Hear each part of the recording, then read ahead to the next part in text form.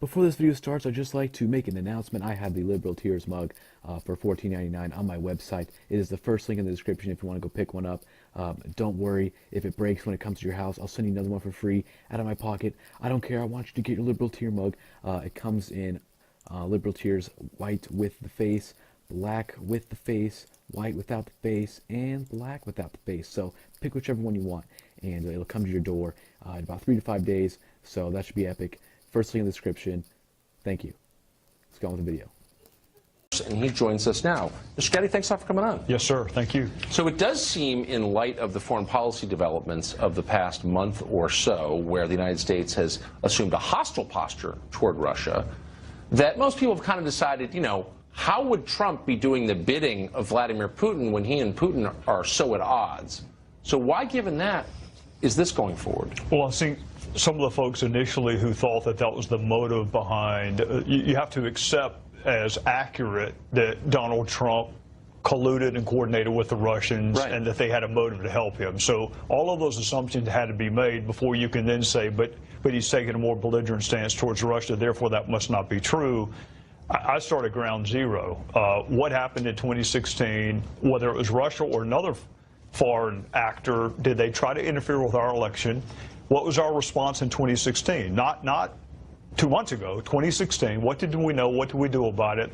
The felonious dissemination of classified material, to me, is always relevant. Whether it's in the headlines or not, it's always important, and the issue of unmasking is important. But it does seem like, look, in a world where there's only so much time and so many priorities, in a Congress where, you know, we didn't get a wall passed, Obamacare has not been repealed or replaced, where there are a lot of priorities that the president ran on remain unfulfilled, for the Republicans in the body to pursue it is basically a fever dream from CNN. Seems a little weird. Well, there are 6 of us, 3 R's and 3 D's, that kind of been assigned to the task force, and we're all on House Intel. So we do have broad jurisdiction, but it doesn't include the border wall, it doesn't include health care, it doesn't include tax reform. We're just intelligence. So whether it's North Korea, whether it's human trafficking in South America, right, it's what we're supposed to do, and providing oversight over the intelligence community is part of it.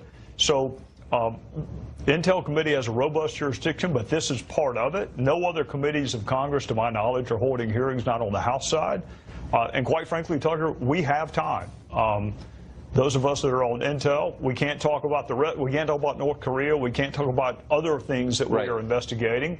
This is one of those rare exceptions where we can both do it and then ultimately answer people's questions at the end. So, unless I'm missing something, the only crime that we're pretty certain occurred in the U.S. was the leaking of Michael Flynn's conversations with the Russian ambassador. Is that part of the investigation? I would say the hacking of the DNC would also constitute a criminal act. So, and the FBI would have jurisdiction over both of those. But I don't think Congress is well equipped to investigate crime. In fact, I know we're not. So the constitutional injury or things that are of significant public interest, there is a role for Congress to play. We're dreadful at investigating crime, and we should not attempt to do so. Which is why you don't hear me alleging that people committed crimes. There is a constitutional It hasn't stopped some of your colleagues, I notice. It doesn't, and that disappoints me because I think you ought to wait until all of the evidence is in and then ask the jury to draw whatever conclusion you want. But we only have one reputation, and it is so easy to accuse someone of a criminal act. And we do it, unfortunately, in modern-day culture a lot. It's just unfair to the individual, no matter who's doing it. I totally agree. Are you confident that Director Comey is stable and trustworthy? I am. I have a rich and provocative history with Director Comey, dating back to 2016. I prefer to talk to him privately than in public because, in fairness to him, he can't answer most of my questions in public. Well, he said that hasn't stopped him from making all kinds of provocative public statements and then not explaining them. I have a rich and provocative history with him. We've agreed on some matters. We've not agreed on some matters. Whether I like it or not, he's a foundational witness. In fact, he touches all 4 tranches of our investigation, and he may be the only witness that does touch everything from felonious dissemination all the way back to when did the Bureau initiate their investigation. So he's foundational. It's not fair to ask him questions in public where I know he cannot answer them. Yes. and then from him we'll develop other witness leads and documents that we need. I'd like to ask him a few questions in public, but I don't think he's coming on. You should have him on your show. I don't think you he's just got coming. to tell him which hour you're on, because it's switched. We'll try. Congressman Gowdy, great to see you tonight. Thank you for that. It was yesterday and now today. South Carolina Republican Trey Gowdy on the House Intelligence Committee will be questioning him behind closed doors. And, sir, welcome back to America's Newsroom. Repeatedly yesterday, the FBI director answered this way to questions on the Hill. That's not a question I can answer in this forum, Mr. Chairman, because it would call for a classified response. I have briefed leadership of the intelligence committees on that particular issue, but I can't talk about it here. To react to that, I have to give a classified answer, and I can't give it sitting here. I can't answer that here. That's not something I think I can comment on. So there you have it. What's your question today? Well, I've got a bunch, and we're going to do it in a classified setting so we can ask all of them. Bill, he is a foundational witness that touches all tranches of Russia and masking and unmasking and the dissemination of classified information. He really is a foundational seminal witness. So I'm going to start at the beginning. What is the evidence that Russia attempted to interfere with our 2016 democratic process? We're going to walk through that. Is there any evidence to tie the Trump campaign to that? And if there is, you need to tell us what it is. And then we're going to get into the masking and unmasking and the dissemination of classified information. We won't get it all done today. Make no mistake. He is a foundational seminal witness, but today we'll get started. 2 hours ago, President Trump tweeted the following: Susan Rice, the former national security advisor to President Obama, is refusing to testify before a Senate subcommittee next week on allegations of unmasking Trump transition officials. Not good, he concludes.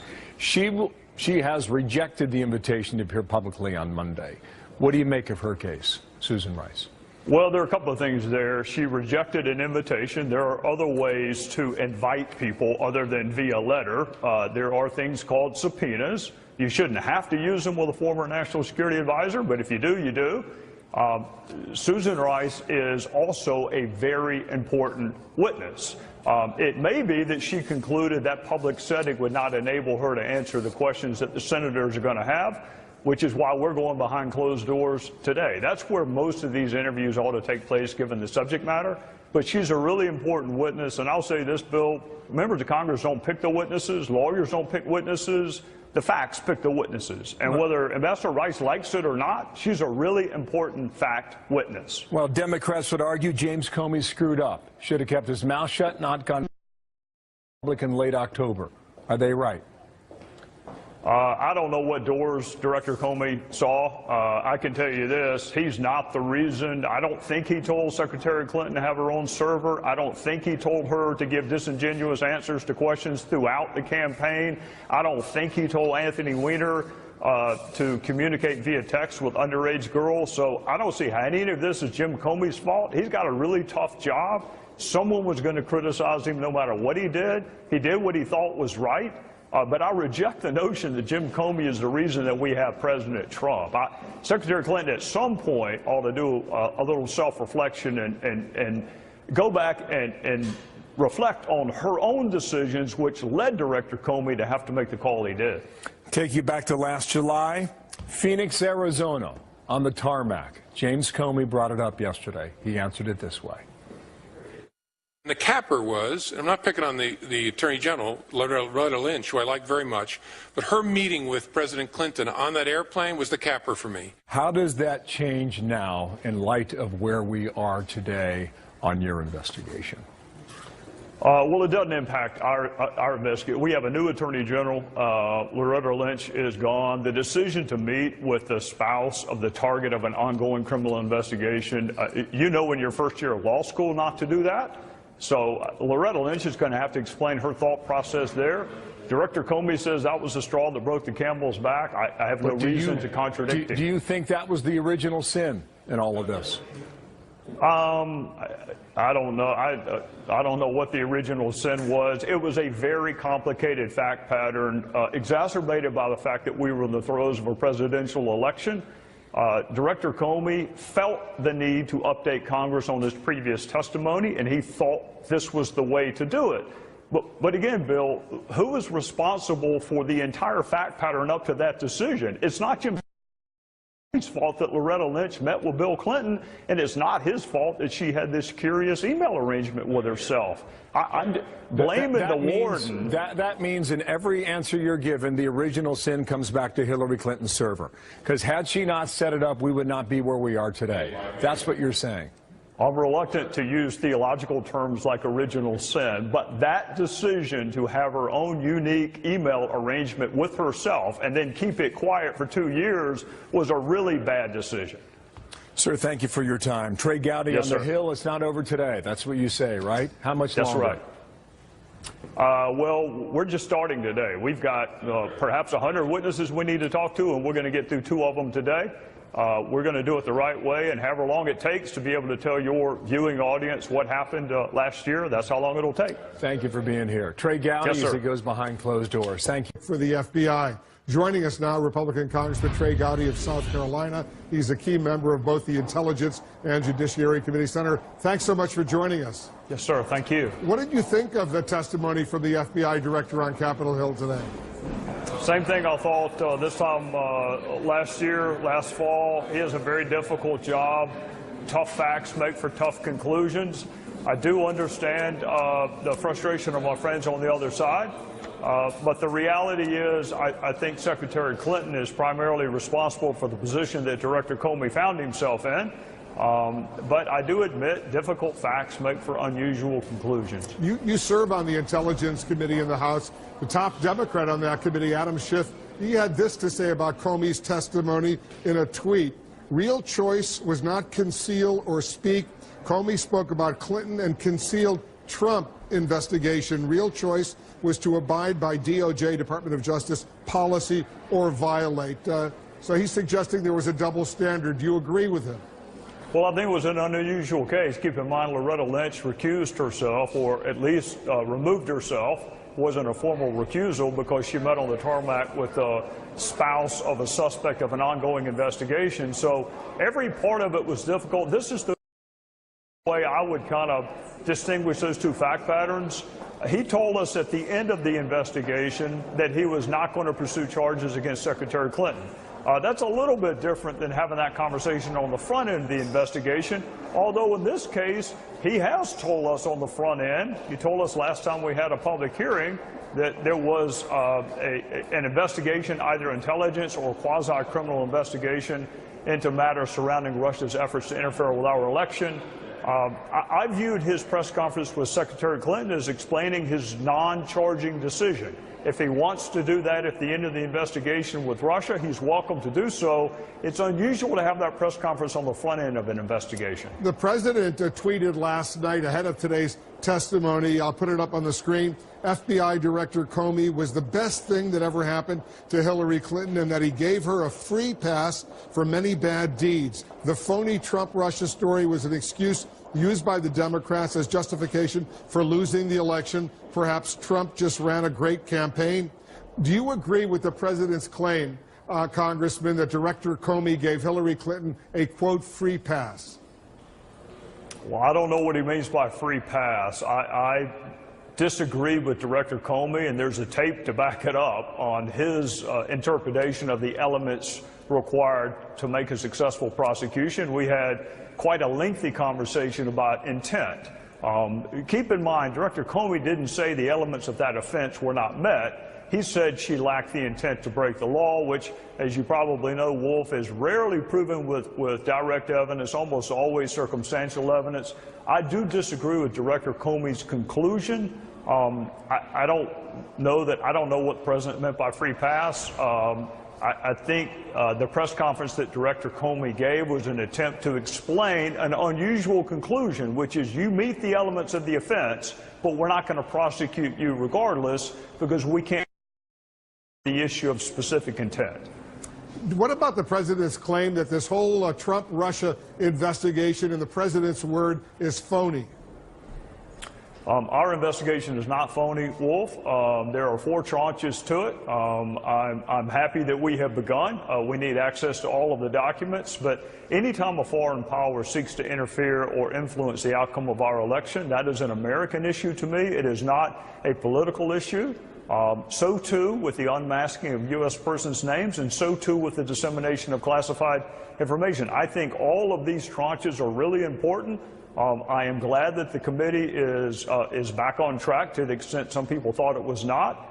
We have Comey and Rogers tomorrow. I'm excited to spend 3 hours with them and excited to interview the witnesses that have access to relevant information, which includes most members of Congress and lots of the other people that are pontificating about this issue. I want to talk to people who actually have access to facts. Does it disturb you, Congressman, that the president disagrees not only with you but with the intelligence community when he says, you know what, it could have been China, it could have been someone else who interfered in that hacking effort? He's not convinced it's Russia. Does that bother you? Wolf, I have never met nor talked to President Trump, ever. You and I have talked more tonight than I have. I've never met or talked to him, so I don't know what he means. The problem with tweets for me is it's hard to unlock the mysteries of the world in 140 characters. I can't do it. So there aren't follow-up questions. There aren't requests to extrapolate on what you meant. I don't know what he meant by that. I can tell you this. Any foreign government, and in this instance Russia, but you can insert any country you want that attempts to interfere with our democratic process, that is an American issue. Now, having said that, some of my colleagues in this line of work love to jump to the conclusion without going through the process of identifying facts and quoting anonymous sources and referencing newspaper articles. You would be laughed out of any courtroom in America if you did that. So it's a serious accusation. Let's have a correspondingly serious investigation. Give me the documents, give me the witnesses, and at the end, Wolf, you and I may draw different conclusions, but at least we should have access to the same facts. I suspect that you're going to be hearing from the White House. He's going to invite you over now that you've pointed out you haven't really had a substantive I'm just a conversation. Get ready for that invitation. He might be watching us for all we know right now. Let's get to another issue. As you know, the chairman of your oversight committee, Jason Chaffetz, he's resigning from Congress. Would you be interested in pursuing the chairmanship of that committee? Well, Wolf, he is not going to run for re-election. He may or may not serve out this term. He had surgery last week. He's recovering.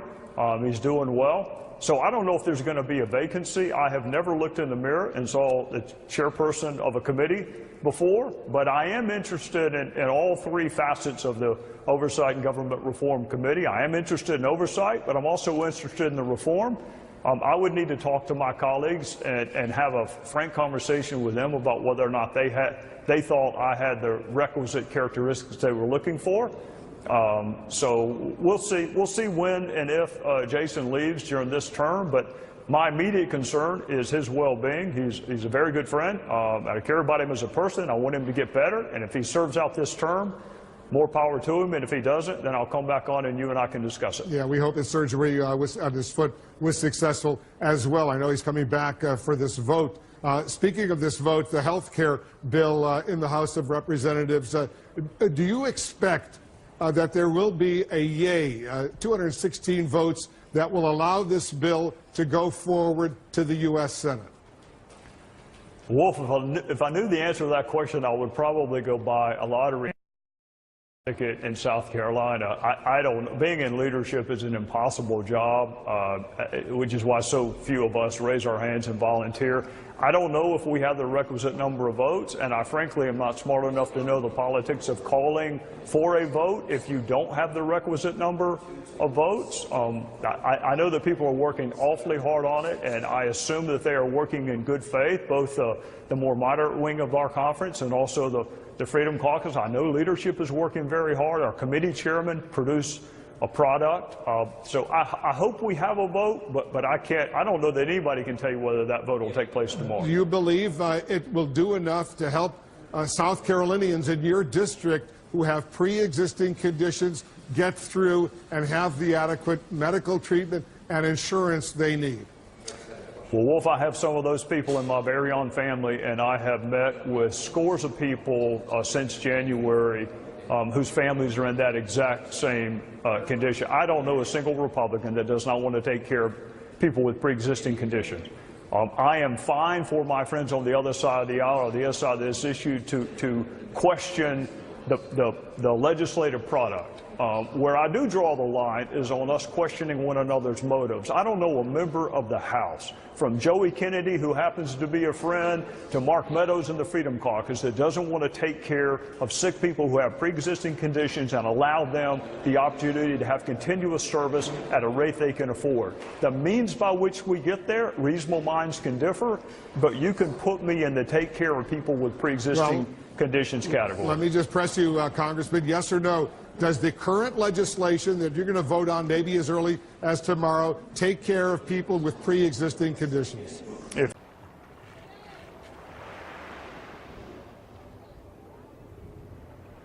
Hello, everyone. Hey, I'm just stopping by to remind you that liberals are insane.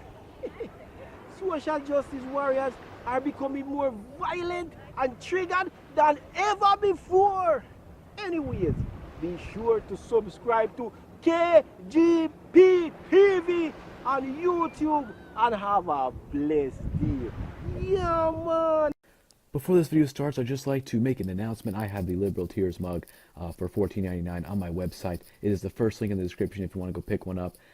Don't worry if it breaks when it comes to your house. I'll send you another one for free out of my pocket. I don't care. I want you to get your Liberal Tear mug. It comes in Liberal Tears white with the face, black with the face, white without the face, and black without the face. So pick whichever one you want, and it'll come to your door in about 3 to 5 days. So that should be epic. First link in the description. Thank you. Let's go on with the video. And he joins us now. Mr. Gowdy, thanks a lot for coming on. Yes, sir. Thank you. So it does seem, in light of the foreign policy developments of the past month or so, where the United States has assumed a hostile posture toward Russia, that most people have kind of decided, you know, how would Trump be doing the bidding of Vladimir Putin when he and Putin are so at odds? So why, given that, is this not been repealed or replaced? Where there are a lot of priorities that the president ran on remain unfulfilled, for the Republicans in the body to pursue it is basically a fever dream from CNN. Seems a little weird.